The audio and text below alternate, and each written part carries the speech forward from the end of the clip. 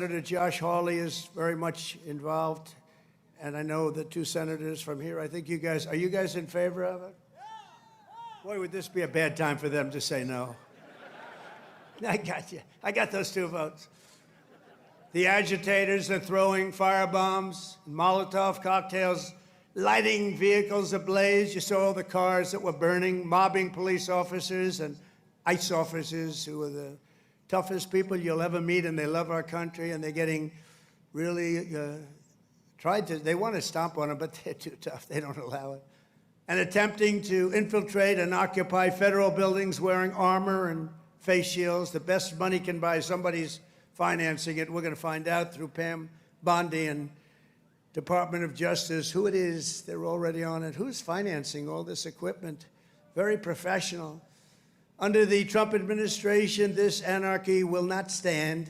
We will not allow federal agents to be attacked, and we will not allow an American city to be invaded and conquered by a foreign enemy, and that's what they are. A lot of those people were let in here by the Biden administration. They just poured right in. They came from prisons, they came from jails from all over the world. They came from mental institutions. They were the leaders of gangs. They were drug lords allowed to come into our country. Their countries threw them out. Their countries would bus them or drive them right to our border and say, go in there, you ever come back, we're going to kill you. And we got them, and we're getting them out of here. I want to applaud the courage and the strength of the incredible troops who are right now standing guard to protect federal property and personnel and uphold the supremacy of federal law. That's what they're doing. They're protecting our ICE agents. They're protecting the police in Los Angeles. The head of the police in Los Angeles, a good man, I hear a good man, but he was actually saying we really did need this help. It had gotten away from them. It had long gotten away, and we gave it to them. Not only are these service members defending the honest citizens of California, they're also defending our republic itself, and they are heroes. They're in there, they're heroes. They're fighting for us. They're stopping an invasion just like you'd stop an invasion. The big difference is most of the time when you stop an invasion, they're wearing a uniform. In many ways, it's tougher when they're not wearing a uniform because you don't know exactly who they are. In Los Angeles, the governor of California, the mayor of Los Angeles, they're incompetent, and they paid troublemakers, agitators, and insurrectionists. They're engaged in this willful attempt to nullify federal law and aid the occupation of the city by criminal invaders. That's what it is. They're invaders, no different. Their position is that the rioting will not stop unless ICE withdraws from Los Angeles and ceases the enforcement of federal immigration law. In other words, they came in here illegally. Many of them came out of prisons and jails, the most heinous people. They came from all over the world. They came from the Congo in Africa. They came from Asia. They came from the prisons of these places. They were put into the United States and allowed to stay here because we had a grossly, grossly unfit president who listened to whoever was operating the auto pen. And they allowed these people to stay. And by the way, I've known this guy for a long time. He was never the sharpest bulb. But you know what he was? He wasn't a radical left lunatic. He never dreamt about open borders. He never said that when he was of sound mind, which actually was a very long time ago. So sad what they've done to our country. I will say that without question, however, you're seeing the financial numbers. We've now got the hottest country anywhere in the world.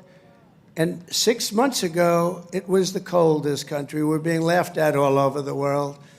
I was in Saudi Arabia, Qatar, UAE. We brought back $5.1 trillion into our country. And all three leaders, they're great leaders, all three said, you know, you are presiding over the hottest country anywhere in the world.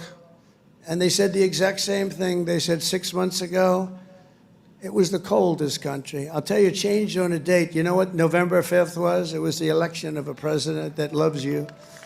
And that's when it all changed. That's when it all changed. Within the span of a few decades, Los Angeles has gone from being one of the cleanest, safest, and most beautiful cities on earth to being a trash heap with entire neighborhoods under the control of transnational gangs and criminal networks. It's horrible what's happened so quickly. As the entire world can now see, uncontrolled migration leads to chaos, dysfunction, and disorder. And you know what?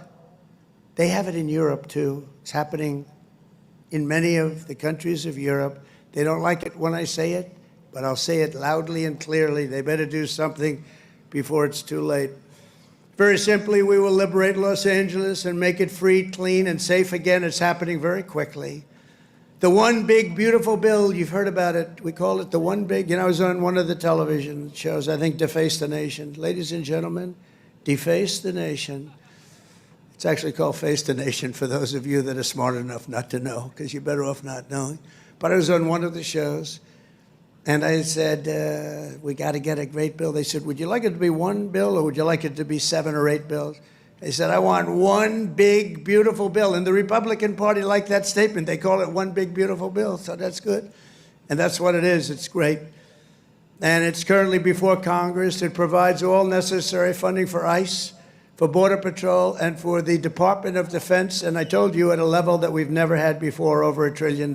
We better get that bill approved. Otherwise, your helicopters and your planes and your equipment's going to start to look a little bit old, General. You better push your favorite congressman. You better push these 2 senators. I think they're in good shape, however.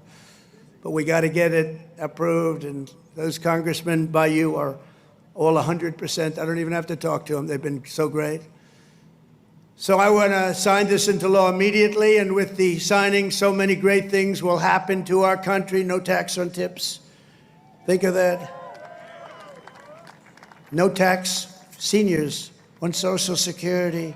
No tax on overtime. They're going to pay for themselves.